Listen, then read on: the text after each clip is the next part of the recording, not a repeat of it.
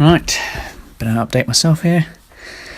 Track how I'm getting on. So obviously last time I did this, it was quite a different little situation to what I was in now. Obviously I thought, well, I think really deep down I knew it can't have been just watching things at 2 times speed. Could I? I mean, really? Could I believe that? I think it's pretty clear to me now. I'm probably bipolar. Probably. Because, a couple of days after that it just went down again. And then it all of a sudden came back up again. Went up. Maybe this is rapid cycling or something. I don't fucking know. I don't really care. I'm not even sure it is bipolar though, because I don't feel I get I don't think I've ever been truly manic. Maybe that period of having those ideas like, oh, maybe it's watching things at 2 times speed. Maybe that's pretty manic. I don't know. But I was just trying to make sense of the fact that I suddenly started feeling that way, I guess, and tried to work out what possible things I'd done differently that day. I don't really know. Anyway, I'm trying something new now, and I'm feeling alright. I've realised that I'm just going to I actually kind of want to do the whole invention thing. Problem is, I haven't got any fucking inventions, but if I wanted to do anything, I think I wouldn't mind just inventing things for fun. So that gives me a little bit of a purpose, I guess, if I ever get around to coming up with anything good. But yeah, there we go. And then I tried to note down how it felt when I started losing it. So the day that I started to lose that feeling, my brain felt very hot. I was irritable, frustrated, and short-tempered. Good notes, Ollie, good notes. But anyway, what I'm doing now is I went out and I talked about doing this a long time ago, but I got some L-tyrosine, precursor to dopamine. Usually get it in your diet from like meat and shit. I'm just like, well, why don't I and the reason I'm alright with it, I'd still rather just because I've gotten by without it for 20 years of my life, so I'd rather not have to do it. And again, it's probably just placebo, but even if it's placebo and it works, then what difference does it make? My logic was, I don't like the idea of SSRIs, even though that's serotonin, but I'll get onto that in a second, and things like that. Anything that affects reuptake, and anything that is really to do with, I don't want to sound like a fucking what's it called, like the naturalists, the people who are obsessed with everything being natural, but I think I like the idea that I'm just putting something that I would be getting from my food anyway, and then it's up to my body. My body basically gets to decide how it's not putting something new into my system that's kind of trying to hack its way to making me trick my brain into thinking it's working. That's a terrible way. That can make me sound like less of a moron. Basically, with tyrosine, you'd be getting it from your food, and I'm just trying to give my body more tyrosine to work with, so that there's not likely to be a shortage at any point. And then if it fails to make dopamine out of that, then fuck. And again, I think obviously seeing as I was prescribed SSRIs, I think everyone always believes that serotonin is the cause, but just my own assessment is that it's probably a dopamine problem of some sort.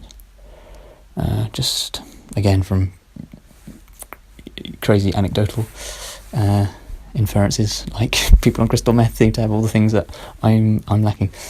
So yeah, but maybe it's norepinephrine, because I know absolutely nothing about what norepinephrine does, and obviously it's a derivative of dopamine and works on several receptors. So I don't really. I think we only know most about 5-HTP and serotonin and all that. Anyway, I'm just going to read the rest and I'll come back to this in a second, because I've also just today I ordered some 5-HTP because I wasn't sleeping. I didn't sleep very well last night, and again, probably placebo, but I was wondering whether it's maybe to do with something to do with dopamine, having enough dopamine maybe. So maybe it did work, because I do actually feel alright.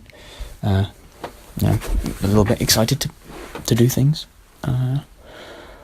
I'd be happy to come up with it. Before, if I'd invented something, it wouldn't have really mattered. But now, I'd quite like the idea of doing it. I don't really mind the idea of getting a job and then inventing stuff on the side. But then now the lack of the effect it's had on my sleep, because I've been sleeping fairly well for a while. Obviously, when I got stressed with exams, that something affected my sleep. But the reason I got stressed was my own fault. Well, it wasn't, but it was. It's because I didn't fucking work ever, and made myself do everything in 1 or 2 days. And I know serotonin and melatonin are strongly linked to your sleep cycle, so I've ordered some 5-HTP to try and get my serotonin sorted out. And also because I'm not feeling the kind of love for all beings, which I probably should be feeling, and I think that's largely serotonin determined, serotonin dependent, no, determined by your serotonin, anyway. But I quite like the idea of my theory that geniuses are just people with fucking loads of, I don't know whether it's, oh yeah, also the serotonin, the 5-HTP thing I've ordered has vitamin B6, which is responsible for converting L-dopa to dopamine, so hopefully that'll help. Actually getting the dopamine out of the, converting the tyrosine into dopamine. What was I fucking saying? Yeah, the idea that geniuses are just people who've got their perfect dopaminergic and serotonergic system. So maybe they've got either loads of dopamine, loads of serotonin, or they extract it very efficiently from food, or they have more receptors, or they have reduced reuptake. See, that's the thing that annoys me. I don't think the idea of reducing your reuptake, I don't think the idea of reuptake inhibitors is a great idea, but fuck it, that seems to be the one that that's the go-to. I just don't like the logic of it. Just getting it stuck in the thing. I don't really see how it works.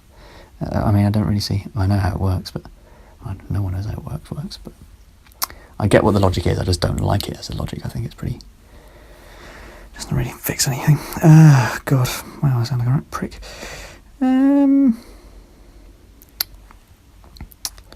Where did I get up to there? Yeah, I saw some people just sat on a bench looking, a couple of chavs, just looking bored as all hell.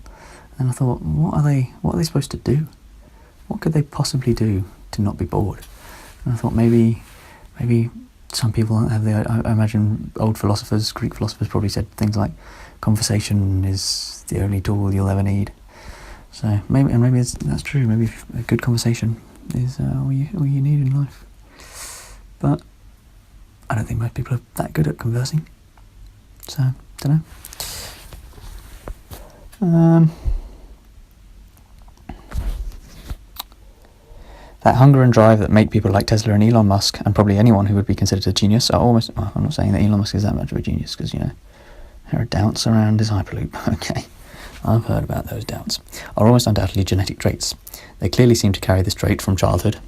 Tesla with his obsession for reading, and Musk's desire to code from an early age. The important thing to note is that these people always show a deep desire to actively learn. Many people develop obsessions, and sometimes for things from which they may learn. However, these activities are nearly always passive, television and YouTube, etc., being prime examples. Is there any way that this drive could be cultivated or faked until it becomes real? No. So yeah. The thing that separates the people who are,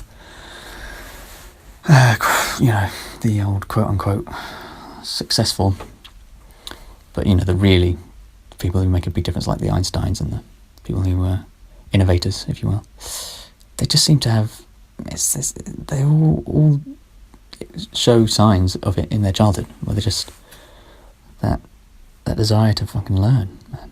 I mean, you can't fake it. You just can't. I want to be someone who loves reading all the fucking time, but I don't like reading that much. Yeah. So there we go. Oh, and the thing I was talking about with light being 4D and what shape it would have to be. It would have to be, I said hypersphere, but obviously that didn't work for my my reason by analogy with it, a sphere and going through a 2D plane. It would have to be the 4D equivalent, not hypersphere, but the 4D equivalent of a cylindrical cone or a circle-based cone or whatever it's called, so that it's constantly expanding. And I think it's pretty fucking flawed, isn't it? Come on, Ollie. Come on now. What do you call a crocodile? What do you call a crocodile or reptile? I think reptile works better because crocodile isn't quite right. Anyway, what do you call a reptile banker with a penchant for amateur detective work? An investigator. That's hilarious. Every time you aren't happy with your life is an opportunity for an invention. Solve your own problems and you'll solve other people's too.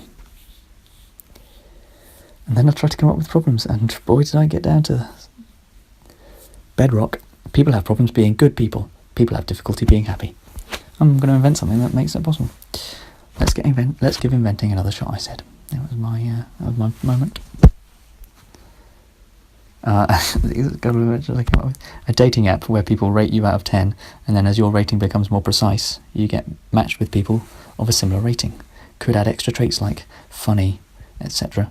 If a certain amount of people vouch for that attribute, you get like a badge saying, oh, he's funny, so add that to his score. Or a blind date app where you match with people based on their bio and interests, and then unlock photos once you've been talking to them for a while. Call it Blinder. It's like Tinder or Grindr. Blind dates. Potentially have voice chat option, so you could talk to someone without seeing their face.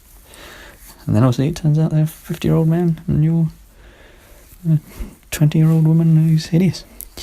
And incorporate a system which suggests random topics to get conversation started, e.g. the Middle East. Or why isn't there I went to come up with something funny, something that kind of turns it into a game almost. You often hear people talk of man-made things and human intervention as unnatural, but, and I know this in many ways is consciously ignoring a language barrier, but in many ways we are nature. There is nothing unnatural. When a bird builds a nest, is that unnatural? The nest wouldn't have formed itself without the bird's input. So is the nest unnatural? Wow.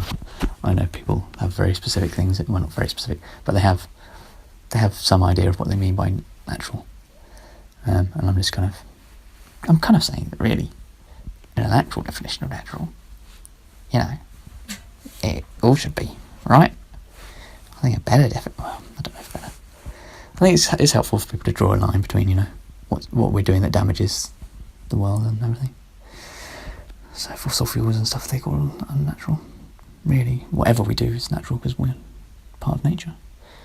But, it doesn't help, because then they're like, yeah, but the birds are ruining the planet for future generations. And they've got a point. They have got a point. Alright, this is been the worst one we've ever done, but it's nice to know that possibly bipolar, maybe I'll find a way to treat myself by just giving my body a chance, by giving it plenty of tyrosine and 5-HTP to make serotonin and norepinephrine and dopamine, and I'm not even going to do the glutamate stuff. I mean, I probably should, just, I'm giving it all the other things, I should let my body decide. But I don't want to give it any glutamate stuff because I don't like GABA, because GABA inhibits my neurotransmission, and I want to, well, not neurotransmission, but inhibits synaptic firing. I don't know if I can know what word I want to use it right now. And I want to fucking get my brain going overtime. Yeah. Alright, this'll do. Goodbye.